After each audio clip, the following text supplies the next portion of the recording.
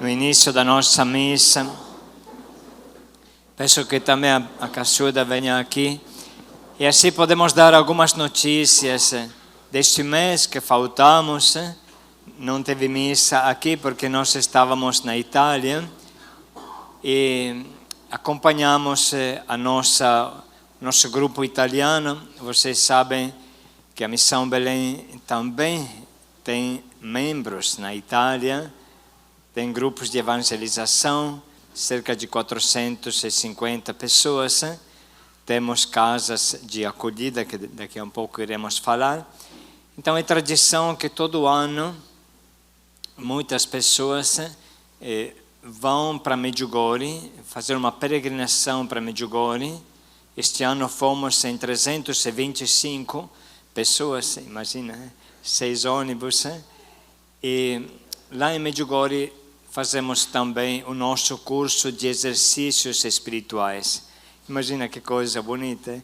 4 dias em 325 pessoas, leigos, pais de família, jovens, adultos, tudo junto, fazendo este grande esforço. Foi duro, tinha um calor de 40 graus. Parece que a Itália está frio, mas não está frio, não. O frio está aqui no Brasil. Então, foi uma experiência muito bonita. Repito, 325 pessoas que escolheram fazer uma longa peregrinação. Para chegar em Medjugorje, são 12 horas de ônibus para algumas pessoas, dependendo de qual ponto da Itália que você passa, pela Eslovênia, pela Croácia, até chegar na Bósnia. São 3 países que você tem que atravessar para chegar em Medjugorje. Medjugorje é um lugar abençoado, onde Nossa Senhora apareceu no 1981 e onde a Missão Belém recebeu o seu pontapé. Falamos a sua bênção no ano 2005, 1º de outubro do ano 2005, e o símbolo da roda tem como referência esta data, 1º de outubro do ano 2005. Então nós tivemos a alegria de fazer esta peregrinação, que daqui a um pouco a Caçuda vai explicar melhor. Depois regressamos para a Itália e passamos um tempo no sul da Itália, onde tem uma comunidade da Missão Belém. Vocês têm irmãos lá na ponta da bota da Itália, lá no último pedacinho, que é a Calábria. Lá tem uma casa de missionários e 2 casas de acolhida. Mas eu acho que a Caçuda pode dizer um pouco como é que foi esta peregrinação, este curso de exercícios espirituais. Então, é um curso, né, que a gente faz todos os anos, como o Padre João Pedro falou no início, onde a gente reúne todos os grupos da Missão Belém, que lá evangelizam, né, os Caná, Ruá, Yeshua, além dos missionários também que lá estão. E a gente vai para Medjugorje, até porque é mais conveniente para eles até ir até lá, assim, economicamente falando, é até melhor. Porém, justamente nós gostamos e queremos sempre ir lá, porque sentimos que de lá nasceu tudo, lá Nossa Senhora confirmou, né, o desejo de Deus dela de que a Missão Belém existisse. Então nós vamos e passamos 4 dias, passamos um dia todo viajando, né, que nesse ano foi na segunda, saímos no domingo cedinho, 5 da manhã, 4, nós que estávamos no norte, né? Outros saíram um dia antes, até o pessoal do sul da Calábria. E chegando em Medjugorje na segunda noite, na terça nós começamos o primeiro dia dos 4 de exercícios espirituais. Então esses exercícios são compostos de 2 dias de retiro num local e depois 2 dias de subida nos montes, que são os locais. Um deles é chamado Monte das Aparições, onde a grande maioria das aparições aconteceram, iniciou lá, na verdade, né, o Pódrobo, que é o nome desse monte, e o monte maior, que é o Monte da Cruz, que se chama Križevac. Nesse monte também aconteceram fenômenos sobrenaturais, né? E Esses 2 montes são lugares... Medjugorje gente, para vocês entenderem, é um ovinho, né? É uma cidadezinha de roça. Tem a igreja no centro, tem o comércio, as lojinhas assim, e tem depois as vilas, né, que estão ali afastados, os moradores. E aí plantação de fumo, tem muito figo lá, e depois começa essas montanhas. Essa das aparições ela é menorzinha e tem essa maior. E nesses locais só tem pedra e espinho. Arbustos assim pequeninos, com árvores cheias de espinho e pedra, e mais nada. E muita cabra. Além das cabras, né? Tem a criação de cabras também, né? Nessa região aqui. Então, é um povo de roça, é um povo muito simples, muito humilde, assim, né? E Nossa Senhora, como sempre, escolhe os lugares mais humildes e mais pobres. E, justamente, ela apareceu para essas 6 crianças, né? Que são os videntes. Na época eram crianças, hoje são pessoas adultas. Então, esses lugares, esses 2 montes, sobretudo, têm uma... A gente sente, né, como dizer assim, uma paz, um ambiente que tem uma paz particular. A gente sente muito isso subindo nessas montanhas para rezar. Não vamos lá para curiar, vamos para rezar, fazer o nosso deserto. Bom, o primeiro dia, a gente desenvolve um tema com os nossos irmãos, né, com o nosso pessoal lá. Esse ano, a gente escolheu o tema da alegria e da esperança, podemos dizer junto, que partimos de uma carta do nosso saudoso Papa Bento XVI e desenvolvemos essa temática com eles no primeiro dia, né, e no segundo também. Parte da manhã a gente faz 2 palestras num ambiente que foi cedido para nós, né, de uma outra comunidade, inclusive, e depois à tarde a gente celebra a missa. Padre João Pedro celebra a Santa Missa, bem animada, bem bonita, assim, né? E também de muita oração. Então, foi momentos de reflexão bem profundos que a gente fez a partir do tema da alegria e da esperança de Bento XVI. Na terça, na quarta-feira, nós começamos a fazer a primeira experiência, que era subir no Monte da Cruz. Esse monte, ele tem ao longo dele as estações da Via Sacra, né? Que são feitas lá num painel de bronze, assim, do início do pé do morro até lá em cima. A gente leva cerca de quanto? 2 horas? 3 horas. Porque nós subimos rezando a Via Crucis. Temos um livreto que a gente usa para fazer as orações. Então, em grupos, a gente vai partindo. Não é que sobe os 300 de uma vez, né? No nosso caso desse ano. Não é que subimos os 320 de uma vez, não. Os missionários organizam para subir em pequenos grupos que partem já a partir das 4h30 da manhã. Então, o pessoal escolhe o horário que eles querem fazer, e aí, a partir das 4h30, já começa o primeiro grupo. Então, eles vão subindo assim, em escalas, né? E aí, muitos gostam de subir mais cedo, porque ainda não tem o sol, né? Não está quente daquele jeito, né? Então, de manhã está bem fresco, é bom para rezar e subir. E aí, a gente vai subindo, rezando estação por estação. E acontece coisas assim muito profundas, né? Porque as pessoas sentem são como que levadas, a partir da reflexão da vida de Jesus, são levadas a refletirem sobre a sua própria vida.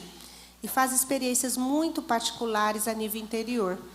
Chegando lá no alto, aí as pessoas elas começam a procurar um lugarzinho lá, que tem alguns arbustos, né? Além das pedras, e essa cruz enorme que tem no alto da montanha, e elas fazem um deserto. Então, com o tema que a gente desenvolveu, mas as orações, elas ficam em silêncio. E aí, às 11 da manhã, com o Padre João Pedro, a gente também escala a montanha, né? E em oração. E a gente faz um tempo, 1h, geralmente, 45 minutos, 1h de meditação com eles, lá em cima, né? Todo esse povo. As pessoas que são doentes ou têm dificuldades, elas ficam numa praça que tem uma estátua do Cristo ressuscitado. Então, elas rezam também a Via Crucis lá e ficam em sintonia com a gente através de um equipamento de rádio para poder acompanhar a meditação que a gente está fazendo no alto. E depois, no final, a gente se reúne, faz um canto, né, e agradecemos a Deus pela experiência e depois descemos. Isso tudo começa às 4 da manhã e vai até, quando a gente desce, chega lá embaixo, é 2h30 da tarde, geralmente, né, já super cansados, mas com o coração muito cheio de Deus. É uma experiência muito particular, muito profunda. Alguns dos nossos, esse ano foram 10 brasileiros, né, que acompanharam também algumas pessoas dos grupos daqui e fizeram experiências muito profundas. Em particular, uma família que perdeu o seu bebê, né, que tinha síndrome de Down. Esse bebê morreu repentinamente num afogamento. E essa família, vocês imaginam, né? Estavam muito sofridos, extremamente sofridos. Daqui do Brasil, esta família foi para lá para encontrar um consolo deste sofrimento. Sim. E na oração, tudo eles receberam como que um sinal, né? Através do momento de oração, uma irmã que era de uma outra comunidade que acompanhou a nossa peregrinação, ela rezando ali, ela teve uma visualização e viu Maria com uma criança. E ela tem o dom de desenhar, ela pegou um sulfite, lá um papel do caderno dela e começou a desenhar o que ela viu. E sentiu que tinha que entregar para essa família, né, para esses nossos irmãos. Ela não sabia, sabia que tinha acontecido alguma coisa, mas não os detalhes. Não conhecia esta criança, nunca viu uma foto, nunca viu nada, e ela desenhou a criança certinha. Exatamente o que ela viu no momento de oração dela. E, particularmente, estou resumindo bastante assim, né, por causa do tempo, mas essa criança tinha, no desenho, ela desenha essa criança com uma coisa na mão. Geralmente as crianças pequenas têm um paninho, uma fraldinha, alguma coisa assim. Ela via que ela tinha uma coisa na mão, mas que não era exatamente uma fralda, mas era uma coisa fofinha. Só que ela não sabia absolutamente nada da intimidade da família dessa criança, com seus pais e nada. E esses pais, quando receberam o desenho e contaram, eles, enquanto eles estavam ali no monte, eles pediram a Maria que desse um sinal de que a criança estava bem. Né? Porque a dor é muito grande. O que uma mãe quer? As irmãzinhas também pediram a mesma coisa, que eram o pai, a mãe e as duas irmãs pequenas, né? Uma mocinha de 15 e a outra de 8 aninhos. E eles pediram esse sinal. E aí veio a irmã com esse desenho, e a criança tinha exatamente na mão um objeto, né? Que a irmã não conseguia dizer o que era, mas que era uma coisa fofinha. Eles entenderam, a criança tinha na mão uma almofada que ela, em casa, carregava o tempo todo, uma almofadinha retangular, e só a mãe, o pai e as irmãs sabiam disso, ninguém sabia. E essa criança, no desenho, dava tchau para eles, e com um sorriso grande, até a fisionomia parecia mesmo, né, do desenho. Então, eles entenderam, né, que Nossa Senhora deu a eles uma graça especial, que era de saber que o seu filho, apesar do que tinha acontecido há um mês atrás, mais ou menos, estava bem, estava nos braços de Maria. E o sinal foi aquela almofadinha, né? Então, para entender assim, isso é uma coisa extraordinária, vamos dizer, dentro do que acontece, mas são inúmeras as graças que as pessoas sentem no seu particular. Terceiro dia, nos encontramos novamente para o retiro, continuamos a desenvolver o nosso tema, e de manhã as palestras, à tarde a Santa Missa, também momentos de oração com as pessoas, né? Não sei, particularmente aquilo que eu conversei com algumas, eles sentiram muito o dom da reconciliação, que inclusive é o tema um pouco da missa de hoje, né? Mas que Deus pedia a reconciliação, o amor e o perdão no âmbito familiar, dentro da família, né? E muitos lá, pela graça de Deus também, sentiram que Deus lhes dava força para viver isso também na sua caminhada familiar e nos seus grupos. Quarto dia, que é o último, nós subimos na Colina das Aparições, que é um morro menor, mas é um morro muito particular, porque é onde Maria apareceu várias vezes para os videntes ao longo dos anos. E nesse morro também a gente sobe ele rezando o rosário. Ele é cheio de marcações com as orações, com os mistérios do rosário. E, novamente, os grupos sobem, né, escalados, com o terço e o livrinho de orientação, e vão rezando e pedindo as graças e agradecendo, enfim. É uma experiência forte.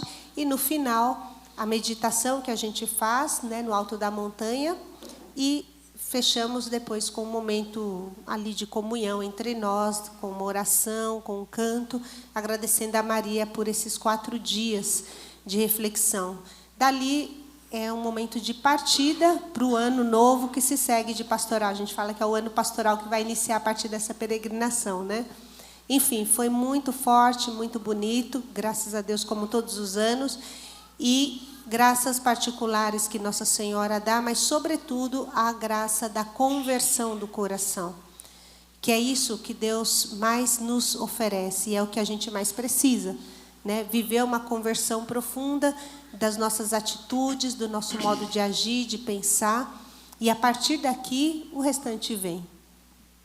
Sim, ela fez uma síntese. Medjugorje é um lugar extraordinário para as confissões e a oração. Só para vocês entenderem, à noite, alguns dias da semana, algumas noites da semana, tem uma adoração a qual participam 10.000 pessoas.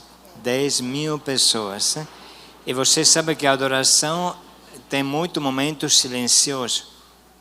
Então, você imagina 10.000 pessoas em silêncio absoluto, olhando a hóstia consagrada. Uma hóstia grande, porque você se encontra distante 100 metros do altar, então não é fácil enxergar. Mas é impressionante. Você pensa, Deus existe. Ou estas 10.000 pessoas são loucas, ou Deus existe. De fato, são 40 anos que vai para frente em Medjugorje. Houve conversões inúmeras, até de pessoas de espetáculo, atores, homens, cientistas, que não tem como falar agora. Porém, imagina um pouco se no Brasil nós tivéssemos a possibilidade de fazer um retiro de 4 dias com 300 pessoas. Como seria bom. Aí lançamos a ideia para refletir. Mas depois deste tempo de Medjugorje, passamos para a nossa casa italiana, no fundo da bota da Itália, na ponta da bota, e lá tivemos a alegria de encontrar, logicamente, os missionários.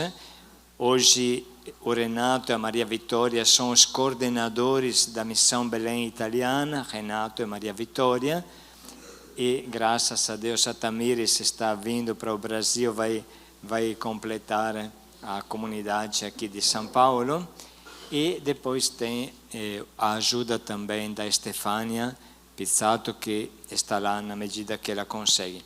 Bom, tivemos um encontro com os nossos. Lá tem uma casa de acolhida para pessoas de rua. Os nossos fazem missão em Nápoles, em Roma, exatamente na Praça São Pedro, onde o Papa organizou as duchas e a acolhida, pelo menos um pouco de acolhida para os mendigos que estão lá na Praça São Pedro.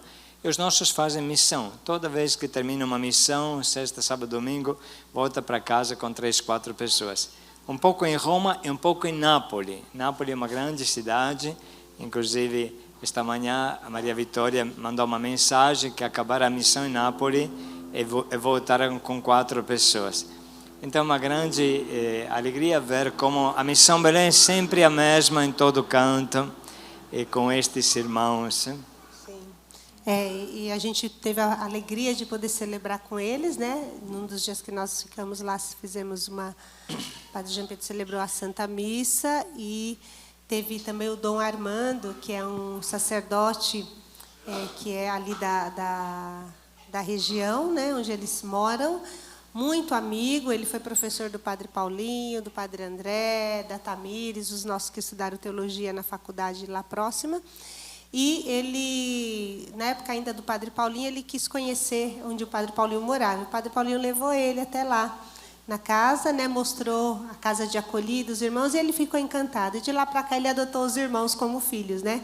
Ele celebra todo dia, praticamente, né, para os missionários. Poucas vezes algum compromisso impede, mas em todos esses anos celebrou. E ele fez a doação de uma casa que chama Horto degli Ulivi, Horto das Oliveiras, né, na tradução, que a gente tem já acolhida, é uma das casas maiores que temos. E agora ele fez a doação de um pequeno predinho, como a gente pode dizer, que praticamente são 3 casas de acolhida. Na verdade, tem são 4, né? Porque 4 tem o térreo e mais 3 andares. Então, um andar já está completamente pronto, inclusive mobiliado, até roupa de frio para os vozinhos tem. Se quiserem para o inverno, que é forte o inverno da Itália, até roupa tem lá para os voos, né?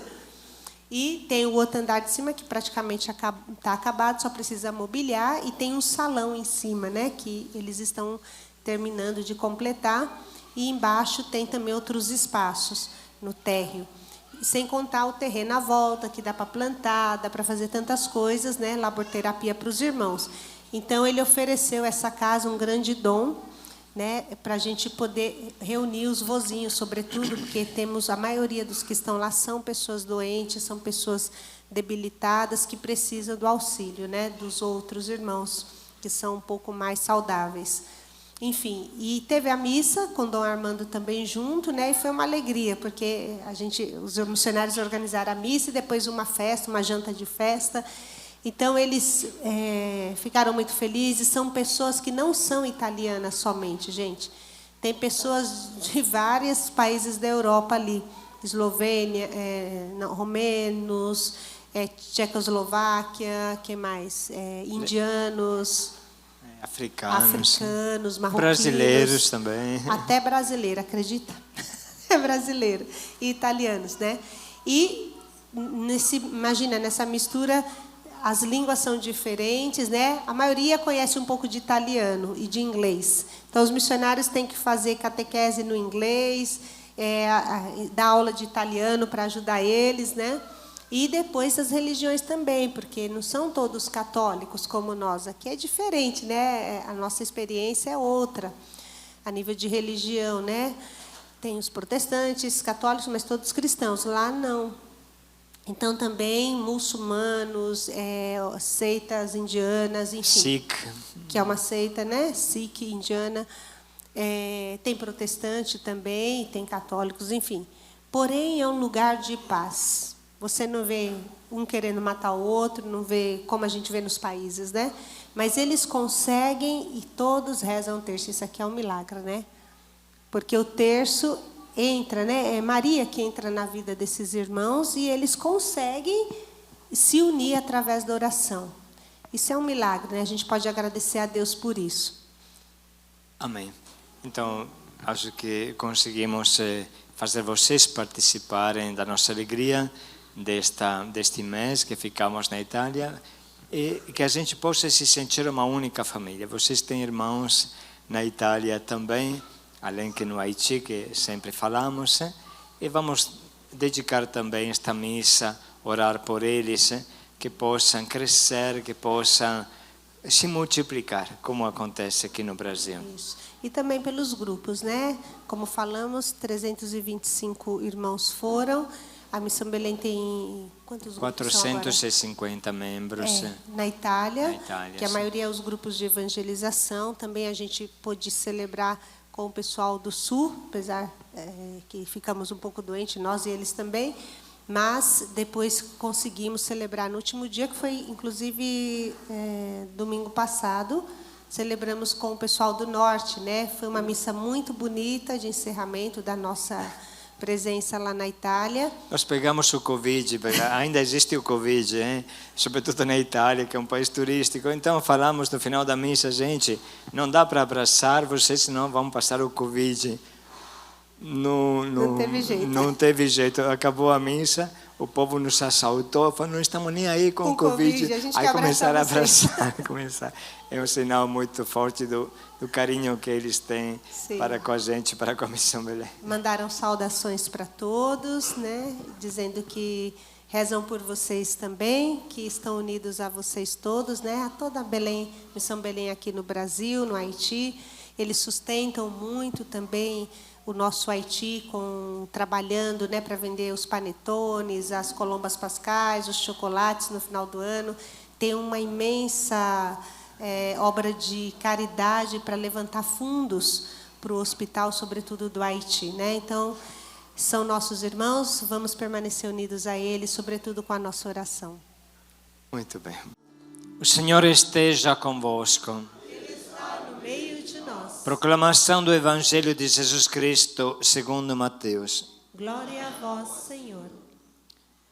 Naquele tempo, Jesus disse aos seus discípulos: Se o teu irmão pecar contra ti, vai corrigi-lo, mas em particular, a sós contigo. Se ele te ouvir, tu ganhaste o teu irmão. Se ele não te ouvir, toma contigo mais uma ou duas pessoas, para que toda a questão seja decidida sob a palavra de 2 ou 3 testemunhas. Se ele não vos der ouvido, dize-o à igreja. Se nem mesmo a igreja lhe ouvir, seja tratado como se fosse um pagão ou um pecador público. Em verdade vos digo, tudo o que ligardes na terra será ligado no céu, e tudo o que desligardes na terra será desligado no céu. De novo eu vos digo, se 2 de vós estiverem de acordo na terra sobre qualquer coisa que quiserem pedir, isso lhe será concedido por meu Pai que está nos céus. Pois onde 2 ou 3 estiverem reunidos em meu nome, eu estou aí no meio deles. Palavra da salvação. Glória a vós, Senhor. O Senhor reconciliou o mundo em Cristo, confiando-nos a sua palavra de reconciliação, que hoje nos salva.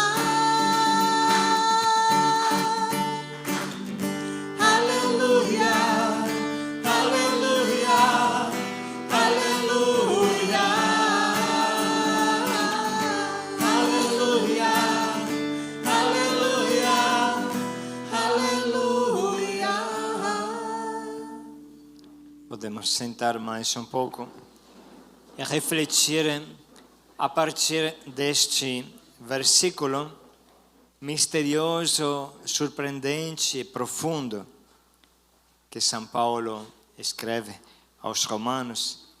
Não fiqueis devendo nada a ninguém, a não ser o amor recíproco, pois quem ama o próximo está cumprindo a lei. Não fiqueis devendo nada a ninguém, a não ser o amor recíproco. Antes de qualquer coisa, eu gostaria que a gente reparasse a força desta palavra. Não fiqueis devendo. São Paulo está falando de dívida. Imagina se uma pessoa fala, eu te devo, que você entende que tem que te pagar, não é? Pior ainda pensar, puxa, estou devendo, meu nome vai ficar sujo, não consigo pagar. São palavras fortes, não é? E é estranho que São Paulo utiliza estas palavras fortes para falar do amor. Ele fala que nós, cada um de nós, deve o amor ao seu irmão. Deve, como uma dívida. Olha, gente, tem pessoas que não dormem à noite angustiadas pelas dívidas. Quem sabe que até aconteceu a alguém de nós também. Angustiados pelas dívidas, não conseguem dormir à noite. Imagina um pouco se a gente não dormisse à noite pensando em como amar no dia seguinte. Se o amor é uma dívida, igual o dinheiro é uma dívida, então, quanto a gente deve se aplicar para sanear esta dívida? Graças a Deus que esta dívida é recíproca, é o amor recíproco. Então, eu sou chamado a amar, Deus me convida, entre aspas, me obriga a amar, mas também o outro é chamado a me amar. Esta é a vida na família de Deus, esta é a vida na igreja. Não deveis nada a ninguém, a não ser o amor recíproco. Claro que São Paulo fala, não fiquem devendo, não fiquem pegando emprestado sem restituir, não fiquem assim, aproveitando da bondade dos outros. Tenha só uma dívida, que nunca será saneada, do amor recíproco. Esta dívida nunca acaba. A cada dia que começa, eu começo com uma dívida. podemos dizer que nós nascemos com uma dívida. No dia que você nasce, já você nasce endividado. Você deve o amor ao teu irmão. E você pode se perguntar, por que isso? Por que São Paulo escreve assim? Por que Deus quis assim? Por que Deus nos fez nascer com a dívida do amor recíproco? Que sentido tem isso? Qual é a lógica disso? E se você reflete bem, você entende que no plano de Deus nós somos um único corpo. Somos uma única coisa. São Paulo fala, vocês são o único corpo, o corpo de Cristo, a igreja. E cada um é membro um dos outros. Então, a nossa vida é uma vida de pessoas que constituem uma única coisa, único corpo, única família, única comunidade. Aquela frase, cada um no seu quadrado, só vale na cadeia, não vale na casa de Deus. Né? Na casa de Deus tem um único quadrado, que estamos todo mundo junto. Estamos todo mundo na mesma família. E cada um de nós precisa ajudar o outro. Dou um exemplo. Imagina que você seja o braço. E o braço não traz comida para a boca. O que acontece? Que todo o corpo definha. Então o braço deve, é um dever, é uma dívida. Ele tem a incumbência de trazer comida para a boca. Se ele não traz, definha o corpo e no final da conta definha ele também. Porque não chega alimento, não é? Assim o estômago tem a dívida de processar o alimento e mandar energia para o corpo. E o cérebro tem a dívida de pensar. Imagina um corpo desgovernado, sem cabeça, como seria? Então, esta dívida é originada do fato que nós somos membros uns dos outros. E você é único e irrepetível. Você é único e irrepetível. Não tem outro igual a você. O que você pode dar, ninguém vai dar. Este é o mistério da vida, é o jeito de viver a nossa vida. Você é único e irrepetível, costumava falar muito São João Paulo II. Você é um ser único e irrepetível. Mesmo que você acha, ninguém sabe que eu existo, não sei, muito pensamento negativo que vem na nossa cabeça, eu não sirvo, tanta coisa que pode passar pela cabeça. Mas este é o nosso pensamento, não o pensamento de Deus. Para Deus, você é único e irrepetível. Deus te faz nascer com uma missão. E esta missão que você tem, outro não pode cumprir, é você que cumpre. É claro que a gente pode colocar uma peça, pode consertar, mas você vai fazer falta. Entende que é importante? Pensa um pouco, uma mãe. Não existe duas mães, existe uma mãe. E esta mãe ou é boa ou não é boa. Se a mãe é boa, ela é o sol na vida do seu filho. Se a mãe é boa, ela é a luz, é tudo para o seu filho. Mas se ela não é boa, você não vai conseguir encontrar uma outra mãe. Haverá, se Deus quiser, alguém que cria, alguém que pega. Haverá alguém que toma conta, sim. Porém, quando esta criança crescer, ela vai ficar bem revoltada. Por que minha mãe me abandonou? Por que minha mãe me deixou? Vocês sabem disso. Então, a missão de mãe é única, irrepetível, insubstituível. Só Deus é que pode cobrir o buraco, a falta do coração, a dor que tem no coração. Entende?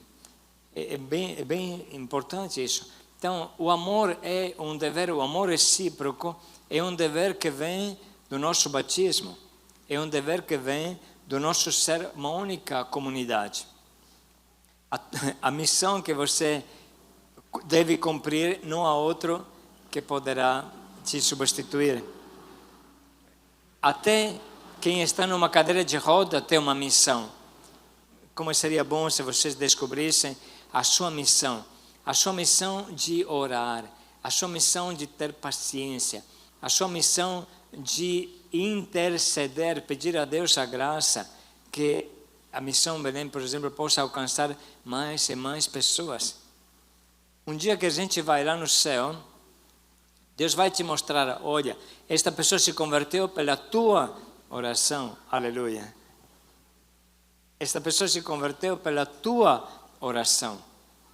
Agora não dá para saber as coisas, mas a gente sabe que a conversão é algo muito profundo, muito misterioso, muito imprevisível. Então, a missão de orar é uma missão grande. Às vezes até, como diz, tem um sofrimento físico, tem uma dificuldade física. Então, a oração vale 10, entende? A oração de um doente que reza vale 10 a respeito de um outro. Então, cada um de nós possa ter este pensamento no coração. Eu recebi de Deus uma missão e eu devo oferecer esta missão ao meu irmão. Quero concluir contando uma história. Tem algumas crianças aqui, de repente, elas se encontram com esse tipo de historinhas. Um dia, tinha uma criança meio birrenta, então o seu anjo da guarda resolveu acompanhar ela no céu, também no inferno, para saber o que esperava ela, né? Para se acalmar um pouco. Então ela foi lá no inferno e olhou e viu que tinha uma mesa maravilhosa, uma mesa cheia de comida, batata frita, frango assado, carne assada, tudo o que de mais gostoso se possa imaginar, ok? E esta criança fala, puxa, como é bom o inferno, né? Olha. Aí, só que de repente tocou uma campainha e desceu todos os condenados ao inferno e chegaram nesta mesa. Aí pegaram um garfo. Aqui estava o problema. O garfo tinha um comprimento de 2 metros. Aí, faz parte da história. O garfo tinha um comprimento de 2 metros. Aí este danado ao inferno tentava pegar o garfo, enfiar na carne, mas não conseguia colocar na boca, porque era muito longo o cabo do garfo, entende? Aí ele se esforçava, não conseguia, e chorava, e ficava gritando, ficava blasfemando, coisa de inferno mesmo, né? Aí toca a campainha de novo, todo mundo volta para o seu lugar, todo mundo com fome, sem conseguir comer, e a mesa tal e qual. Nossa, é um inferno mesmo, né? Então esta criança pensou assim, e o anjo da guarda falou, vem, agora vou te levar para o céu. Bom, então chegou no céu, bateu no portão, abriu o portão, São Pedro abriu, convidou a entrar. De novo, uma mesa muito gostosa, igual, idêntica ao inferno. Batatinha frita, frango assado, bife, picanha, tudo o que se podia pensar, não é? Igual, bolo também, tudo, não sei o que uma criança pode gostar. Bolo, sorvete. Muito bem. Então, tudo igual. Aí toca a campainha, desce os anjos e também todos os que moravam no paraíso, cantando, louvando, dançando, cada um com um garfo de 2 metros. Aí esta criança, puxa vida, então não tem diferença entre o céu e o inferno, não é? É a mesma coisa. Só que sentaram todo mundo na mesa e começaram a comer. E aí iniciou a diferença. Iniciou uma coisa totalmente diferente do inferno. Sabe o que aconteceu? Aconteceu que cada pessoa que sentava à mesa, com o seu garfo muito longo, enfiava o garfo numa comida gostosa e levantava um pouco o garfo e gentilmente oferecia comida a quem estava na frente dele. Aí depois, quem estava na frente com seu garfo muito longo, colocava o garfo na comida, ele também, e levantava o garfo e dava na boca do outro. E cada um comia à vontade. E cada um ficava conversando, brincando, louvando, ficaram na mesa o mesmo tempo que do inferno, mas se saciaram, se satisfizeram totalmente, felizes, tocou a campainha, voltaram, cada um para o seu lugar. Esta criança entendeu. Agora, eu compreendi que diferença tem entre o céu e o inferno. Quem faz o céu, quem faz o inferno sou eu. Somos nós, entende? Esta dívida é o garfo que você tem na mão. O teu garfo não serve para você comer. O teu garfo serve para dar para o outro comer. A força que você tem não serve para você, serve para você ajudar o outro. Entende? A alegria que você tem não serve para você, serve para fazer feliz uma outra pessoa. Se você tem alguma coisa, não é para você, é para o outro. E você começa a mudar o teu pensamento. Feliz de quem entende que ele tem uma missão e que tem uma dívida que deve cumprir.